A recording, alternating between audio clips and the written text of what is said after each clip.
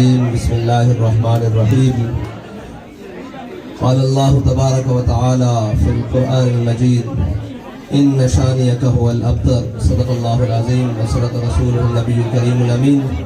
إن الله وملائكته يصلون على النبي يا أيها الذين آمنوا صلوا عليه وسلموا تسليما. الصلاة والسلام عليك يا سيدي يا رسول الله وعلى آلك وأصحابك يا سيدي يا خاتم النبيين. معزز سامعین محترم، آج ہم اپنے معزز اراکین شورا کے ہمراہ اس قافلہ عشق و مستی کے سالاروں کے ہمراہ جنہوں نے زمانے کی رو کو بدل دیا ہے، جن کی تربیت امیر المجاہدین کے کچھار میں ہوئی ہے اور جنہوں نے ہر ظالم کو الٹا لٹا کے دکھایا ہے، اور جنہوں نے برستی گولیوں میں حق کے پرچم کو بلند کر کے دکھایا ہے، جنہوں نے سانس بند ہونے تک لبیک یا رسول اللہ کا نعرہ لگا کر دکھایا ہے، جنہوں نے لاشیں کندھوں پر اٹھا کر اپنے نظریے کو منوا کے دکھایا ہے. میں اس قافلہ عشق و مستی کے سالاروں کے ساتھ بلوچستان کی سرزمین پر حاضر ہوا ہوں. تو اس سرزمین کو ویسے بھی قدیم الاسلام کہا جاتا ہے، اور ہمارے بابا جی جو ہمیں نظریہ دے کر گئے ہیں وہ نظریہ ہی اس زمین کی بقا کے لیے ہے. جس نظریے نے لسانیت اور قومیت کی جڑیں کاٹ کے رکھ دی ہیں، جس نظریے نے گھروں میں بھائی چارے کی جناب روایات کو ڈال دیا ہے، جس نظریے نے غیروں کی تہذیب اور تمدن کو کوڑے کی ٹوکری میں ڈال دیا ہے، ہم وہ نظریہ لے کر اس کی مزید خوشبوئیں بکھیرنے کے لیے بلوچستان کی سرزمین پر آئے ہیں. اور بلوچستان کی سرزمین کے باسیوں نے اور ہمارے بلوچ بھائیوں نے، ہمارے سندھی بھائیوں نے، ہمارے مہاجر بھائیوں نے، جن کے سامنے بھی یہ نظریہ گیا، انہوں نے کہا 70 سال سے ہمیں بتایا ہی نہیں گیا کہ حضور کا دین اتنی برکتوں والا ہے، حضور کا دین اتنے بڑے نظام والا ہے، حضور کا دین اتنے عدل والا ہے. یہ تو غریبوں کی بات پہلے کرتا ہے، امیروں کو پچھلی لائن میں کھڑا کرتا ہے. ہم اس دین کی بات لے کر آپ کے سامنے حاضر ہوئے ہیں جس دین کے بارے میں ہمارے بڑے کہہ گئے ہیں کہ ضعیف اگر نظر پڑے رسول کا جمال بن. اگر کوئی کمزور نظر آ جائے تو اس کے سامنے بچ جایا کرتے ہیں. قائد وہ ہوتے ہیں، مومن وہ ہوتا ہے جو ہر کمزور کے ساتھ کھڑا ہوتا ہے. ضعیف اگر نظر پڑے رسول کا جمال بن، اور ظالم اگر آئے نظر قہر ذوالجلال بن. اور اگر کوئی ظالم آ جائے تو پھر اس کو وزیر آباد تک کھینچ کے اس کی ٹانگیں الٹی کھڑی کر کے دکھا دیتے ہیں.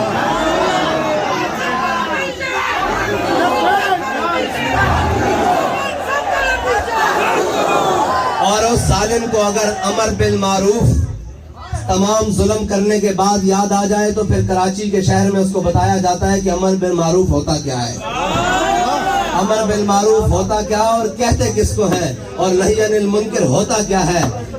میں کہتا ہوں ضمیر خرید کے نہی عن المنکر اور اپنے بندوں کو ساتھ ملا کر یا دوسروں کے ضمیر کے پیسے لگا کر امر بالمعروف نہیں ہوتا. بیٹا، امر بالمعروف بنانے کے لیے پہلے میدان لگانا پڑتا ہے، پہلے اپنی صفوں سے گند صاف کرنا پڑتا ہے، پہلے اکیلے میدان میں کھڑا ہونا پڑتا ہے.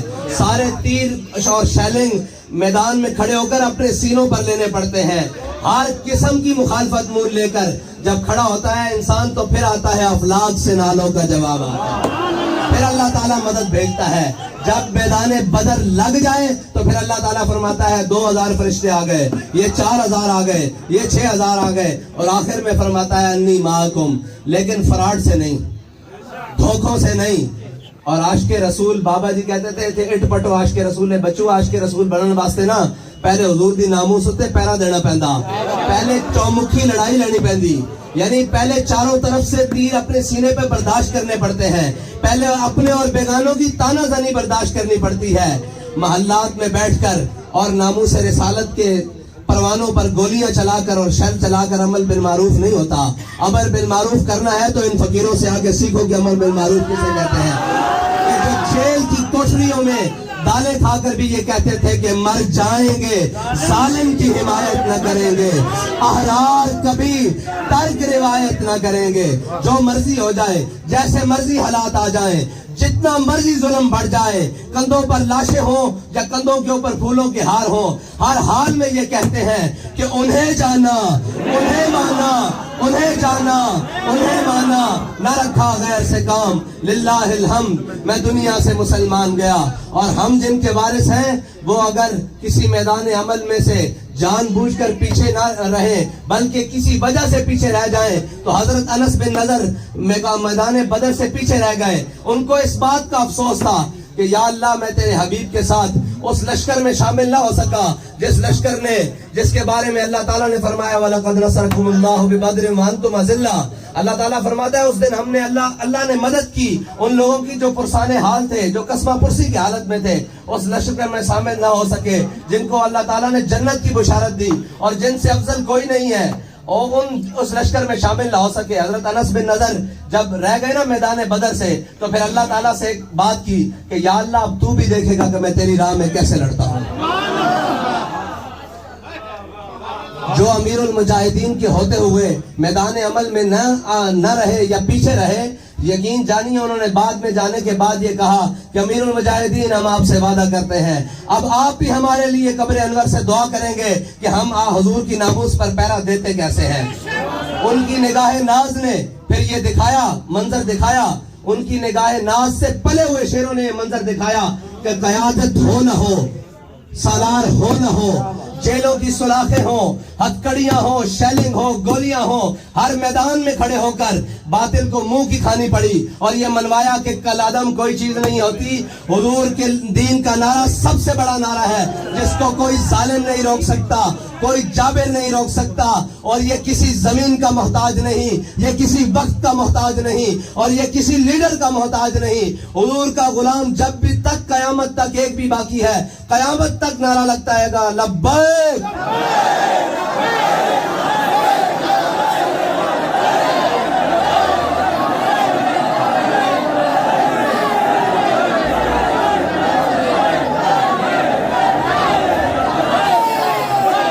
اور امیر المجاہدین کی تربت پر لاکھوں رحمتیں ہوں، کروڑوں رحمتیں ہوں، اربوں رحمتیں ہوں کہ جنہوں نے کسی میدان میں ہمیں بے آسرا نہیں چھوڑا۔ بات بعد میں نکلتی ہے، پہلے آپ کا کوئی بیان موجود ہے۔ یقین جانے وہ کہتے ہیں نا کہ رہنمائی تو قدم قدم پر موجود ہے۔ بابا جی کہتے تھے صرف چلنے میں برکت ہے۔ ہم اسی طرح عزم کے ساتھ، اسی طرح حوصلوں کے ساتھ اور اسی طرح خالص نیتوں کے ساتھ اگر چلتے رہے تو وہ دن دور نہیں جس دن اسلام آباد کے تخت پر عمران خان نہیں ہوگا، اسلام آباد کے تخت پر اسلام ہوگا۔ جس دن اسلام آباد کے تخت پر پی ڈی ایم کے چور نہیں ہوں گے، اسلام آباد کے تخت پر اسلام ہوگا۔ اور جس دن اسلام آباد کے تخت پر کوئی لسانی قومیت اور جھوٹے نعرے لگانے والا نہیں ہوگا بلکہ محمد عربی صلی اللہ علیہ وسلم کے دین کا دم بھرنے والا ہوگا۔ اس کے لیے ہمیں خالص ہو کر اللہ کی رضا کے لیے اور یہ جانتے ہوئے کہ ہمارے مالک جو ہم کام کر رہے ہیں وہ ہمیں دیکھ رہے ہیں، جس حال میں ہم ہیں وہ ہم دیکھ رہے ہیں، اور نیتوں کا صلہ مل جاتا ہے اگر کوئی اخلاص کے ساتھ چلے۔ بابا جی فرماتے تھے جھلیو اور دیوانوں بات سنو کہ حضرت عقیل بن انصاری جو غزوہ تبوک کے موقع پر 1 کلو کھجور لے کر آئے تھے، حضرت ابوبکر اپنا سارا مال لے کر آئے، حضرت عمر آدھا مال لے کر آئے، حضرت عثمان غنی نے سونے اور چاندی کے ڈھیر دیے، سینکڑوں گھوڑے دیے، اونٹ دیے۔ جب حضرت عقیل انصاری خلوص کے ساتھ 2 کلو کھجور لے کر آئے، 1 کلو اپنے گھر والوں کو دی اور 1 کلو اپنے آقا و مولا صلی اللہ علیہ وسلم کی بارگاہ میں پیش کر دی۔ میرے آقا نے پوچھا عقیل یہ کیا ہے؟ انہوں نے کہا یا رسول اللہ ساری رات یہودی کا کنواں گڑا ہے اور اس سے یہ معاہدہ کیا کہ مجھے صبح 2 کلو کھجور دے گا، 1 کلو گھر والوں کو دے آیا ہوں اور 1 کلو میں آپ کی بارگاہ میں پیش کر دی ہے۔ تو لیڈر جس کو کہتے ہیں نا قائد، وہاں تو ساری چیزیں ہی ختم ہے نا، وہ تو بالکل کوئی تصور ہی نہ ابھرا تیری تصویر کے بعد اور ذہن خالی ہی رہا کاسہ سائل کی طرح، اور وہاں تو کوئی مشابہت ہی نہیں۔ لیکن دیکھیں اپنے غلام کو مرتبہ کیا دیا. حضور سید عالم صلی اللہ علیہ وسلم نے حضرت صدیق اکبر کے سارے مال کے اوپر حضرت عقیل انصاری کی ایک کھجور رکھ دی. حضرت عمر کے آدھے مال کے اوپر حضرت عقیل انصاری کی ایک کھجور رکھ دی. حضرت عثمان غنی کے سونے چاندی کے ڈھیروں پر ایک کھجور رکھ کے بتائی کہ میرے غلام قیامت تک کوئی کتنا بھی غریب ہو، جب وہ اپنا اخلاص لے کر آئے گا، اپنی جان لے کر آئے گا، اپنا مال لے کر آئے گا میرے دین کے لیے اور میرے دین کی سربلندی کے لیے، میری ناموس کے لیے، میری ختم نبوت کے لیے، تو ہم اس کو صلہ یہی دیں گے کہ سب سے بلند رکھیں گے.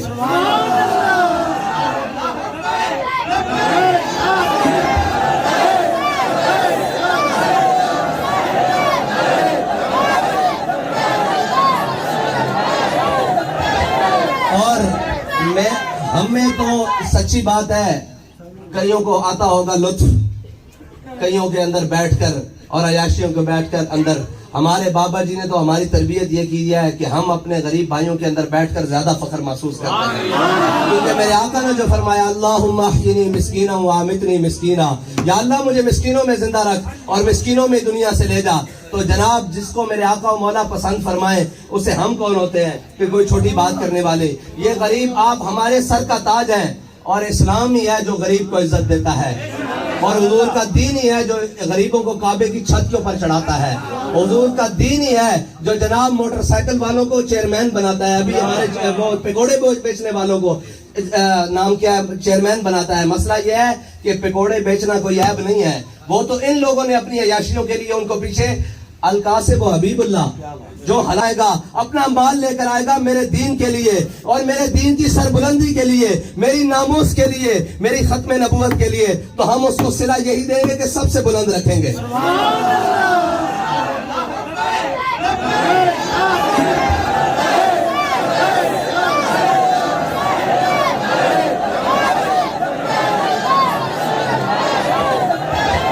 اور ہم میں تو سچی بات ہے، کئیوں کو آتا ہوگا لطف کئیوں کے اندر بیٹھ کر اور عیاشیوں کو بیٹھ کر اندر. ہمارے بابا جی نے تو ہماری تربیت یہ کی ہے کہ ہم اپنے غریب بھائیوں کے اندر بیٹھ کر زیادہ فخر محسوس کرتے ہیں، کیونکہ میرے آقا نے جو فرمایا اللہم احیینی مسکینا وامتنی مسکینا، یا اللہ مجھے مسکینوں میں زندہ رکھ اور مسکینوں میں دنیا سے لے جا. تو جناب جس کو میرے آقا و مولا پسند فرمائے اسے ہم کون ہوتے ہیں کہ کوئی چھوٹی بات کرنے والے. یہ غریب آپ ہمارے سر کا تاج ہیں، اور اسلام ہی ہے جو غریب کو عزت دیتا ہے، اور حضور کا دین ہی ہے جو غریبوں کو کعبے کی چھت کے اوپر چڑھاتا ہے. حضور کا دین ہی ہے جو جناب موٹر سائیکل والوں کو چیئرمین بناتا ہے. ابھی ہمارے پکوڑے بیچنے والوں کو نام کیا ہے چیئرمین بناتا ہے. مسئلہ یہ ہے کہ پکوڑے بیچنا کوئی عیب نہیں ہے، وہ تو ان لوگوں نے اپنی عیاشیوں کے لیے ان کو پیچھے القاسب و حبیب اللہ جو حلال کمانے والا ہے وہ تو اللہ کا دوست ہے. لیکن ہمارے ہاں الٹ ہو گیا، جو جتنا بڑا چور اتنا بڑا معزز، جو جتنا بڑا ڈاکو وہ اتنا بڑا ملک کا سربراہ، جو جتنا بڑا بددیانت وہ اتنا بڑا جناب عہدیدار، جو جتنا بڑا جھوٹا اور بدہر وہ ملک کا وزیر اعظم. لیکن انشاءاللہ ان کے بسترے نہیں، ان کا سب کچھ گول کرنے کا وقت آ چکا ہے. اس کے لیے آپ کا بیدار ہونا ضروری ہے اور دن رات اس مشن کے لیے کام کرنا ضروری ہے. خوفے وہ پورے بیٹھے ہیں، ڈر ان کو کسی کا نہیں ہے. ان کو پتا ہے کہ آج 11 کھلاڑیوں کی ایک جماعت ہے، کل جو وزیر اعظم کی کرسی سے اتر کر جائے گا وہ 12واں بھی شامل ہو جائے گا. سارے چور ایک وقت آئے گا آپ کو یہ سارے اکٹھے ملیں گے. اگر کوئی ان سے جدا اپنے نظریے کے اوپر کھڑا ملے گا تو وہ تحریک لبیک یا رسول اللہ کے قائد سے لے کر کارکن تک ہوگا.